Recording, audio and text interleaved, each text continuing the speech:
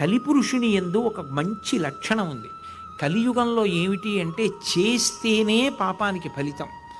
త్రికరణ శుద్ధిగా నేను ఆర్తి పొందాననుకోండి ఒక మంచి పని చెయ్యాలని, గంగానదిలో స్నానం చెయ్యాలి అని నేను పరితపించాననుకోండి, నేను గంగానది స్నానం చెయ్యకపోయినా నేను స్నానం చెయ్యాలని పరితపించాను కాబట్టి నేను చేశాను అని ఫలితం ఇస్తారు. చేసిన కాని పాపములు చెందవు, చేయతలంచినంతటన్ చేసదనన్న మాత్రమున చెందు కదా కలిలోన పుణ్యముల్.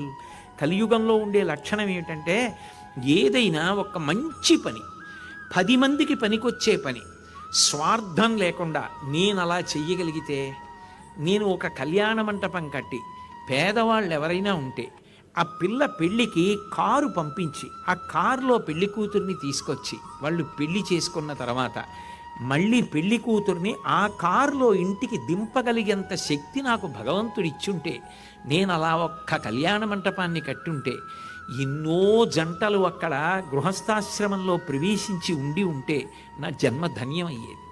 నాకు డబ్బు లేదు అని నేను బాధపడవలసి వస్తే అలా ఒక్క కళ్యాణ మంటపాన్ని కట్టలేకపోయాని అని బాధపడుతున్నాను అని అనుకున్నాడు అనుకోండి ఎవరైనా, ఆయన కళ్యాణ మంటపం కట్టి అలా పెళ్ళిళ్ళు చేశాడు అన్న ఫలితాన్ని ఇచ్చేస్తారు.